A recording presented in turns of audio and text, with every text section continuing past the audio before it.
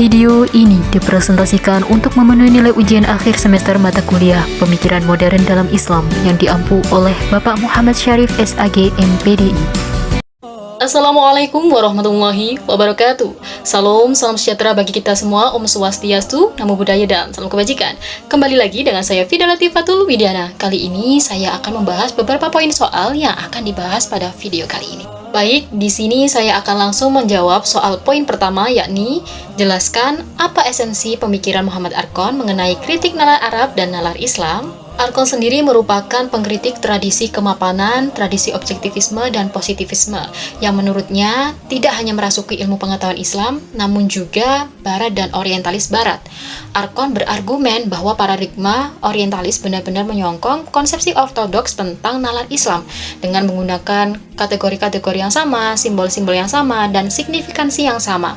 Dan demi menembus lapisan terdalam dari geologi pemikiran Islam, Arqon pun menjamah jantung eksistensialnya, yaitu Al-Quran, Sunnah, dan juga usul. Bagi Arqon, Al-Quran tunduk pada sejarah. Mengikuti analisis semiotik, Arqon menekankan bahwa teks yang ada di tengah-tengah kita adalah hasil dari tindakan pengujaran. Dengan kata lain, teks ini berasal dari bahasa lisan yang kemudian ditranskripsikan dalam bentuk teks. Tidak terkecuali teks-teks kitab suci termasuk Al-Quran. Akan tetapi, wahyu dalam bentuk bahasa lisan ini kemudian dibukukan setelah memasuki masa Utsman, sekitar 1,5 periode setelah Nabi Muhammad SAW wafat.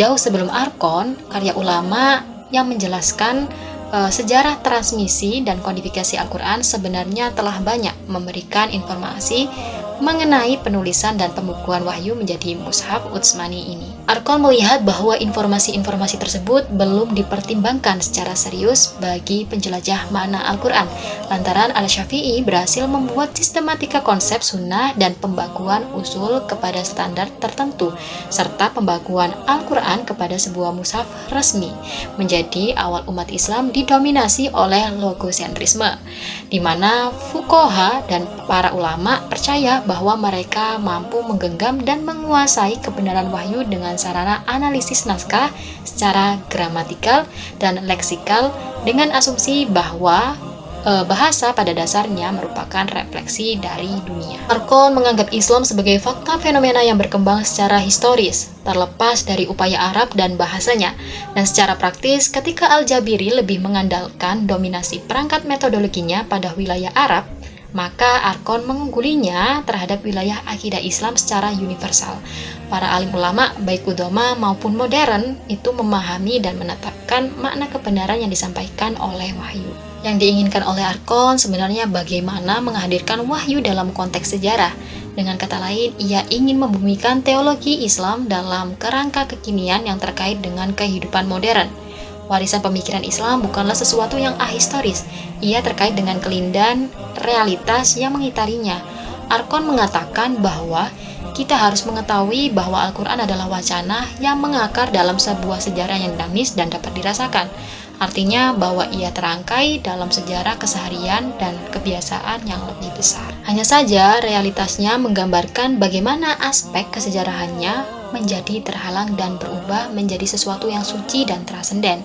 Dengan kata lain, pemikiran teologi Islam lebih sebagai dogma yang tidak perlu disentuh apalagi dibongkar, karena ia seakan-akan berada di luar sejarah. Untuk dapat menangkap aspek kesejarahan wacana Qur'ani, maka menurut Arqon kita tidak boleh menutup mata terhadap metode dan pendekatan Barat dalam memahami sesuatu, seperti ilmu bahasa, humaniora, sejarah, sosiologi, epistemologi, arkeologi, serta genealogi. Lanjut ke poin 2, yakni jelaskan apa esensi pemikiran Abid Al-Jabiri mengenai kritik nalar Arab dan nalar Islam. Kritik nalar Arab oleh Al-Jabiri disebabkan karena ketidakpuasan hati beliau ketika membaca diskursus pemikiran Arab dalam masa 100 tahun yang lampau yang tidak menampakkan hasil yang definitif, meskipun proyek kebangkitan yang mereka gembor-gemborkan penuh dengan harapan, namun tidak mampu membawa pemikiran Arab ke arah yang dinamis dan modernis.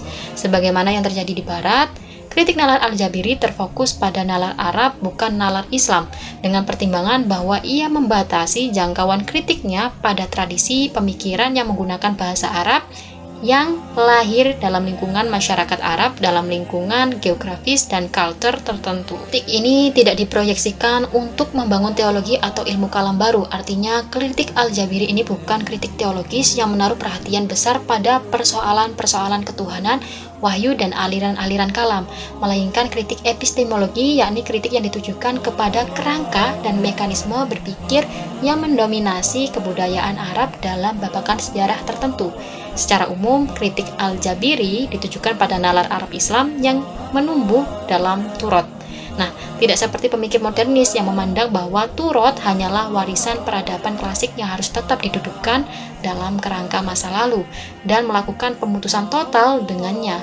Al-Jabiri justru kukuh dengan Turot. Baginya, Turot bukan sekedar objek akademis atau dipahami sebatas kajian tambahan dalam proyek modernisasi. Turot justru merupakan kesadaran kebudayaan dan identitas yang paling otentik dari peradaban Arab, sekaligus yang membedakannya dari peradaban lainnya. Pengertian Turot sendiri merupakan warisan pemikiran, filsafat, kebudayaan, pemahaman, keagamaan, kesenian, hingga kesusastraan Arab klasik. Nah, Turot dibentuk oleh berbagai pengalaman komunal masyarakat Arab, lalu menumbuhkan dan mengejawantahkan dalam setiap perilaku maupun penanda budaya seperti legenda, pepatah, sindiran, ironi, puisi, bahkan ideologi. Sebagai tempat menyimpan endapan-endapan ingatan kolektif bangsa Arab, Turot menjadi cara khas keberadaan mereka, baik secara sadar maupun tidak. Kritik nalar Arab Al-Jabiri selalu berpijak pada 3 asumsi dasar. Yang pertama, nalar dan proyeksi kebudayaan Arab. Yang kedua, era kultural sebagai era ketidaksadaran kognitif bangsa Arab. Dan yang ketiga, era kodifikasi sebagai frame referensial kritik nalar Arab.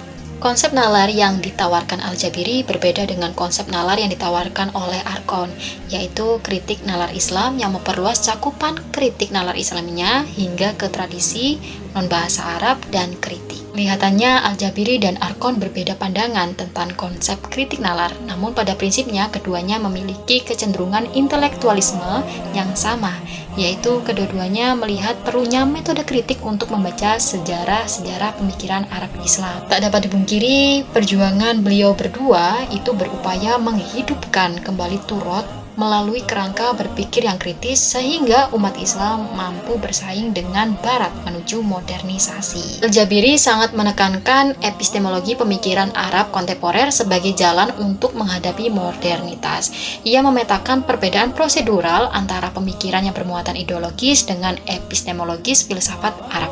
Dalam konsep Al-Jabiri ada 3 metodologi epistemologis yang digunakan untuk membongkar nalar Arab tentang Turot, yaitu Bahayani yang bersifat teks, Irfani yang bersifat intuisi, dan Burhani yang bersifat rasional. Nah, ketiga epistemologi tersebut di atas dipersiapkan oleh Al-Jabiri sebagai solusi dalam menghadapi modernitas Barat. Sekian yang mungkin dapat saya sampaikan, kurang lebihnya saya mohon maaf yang sebesar-besarnya. Akhirul kalam, Assalamualaikum warahmatullahi wabarakatuh.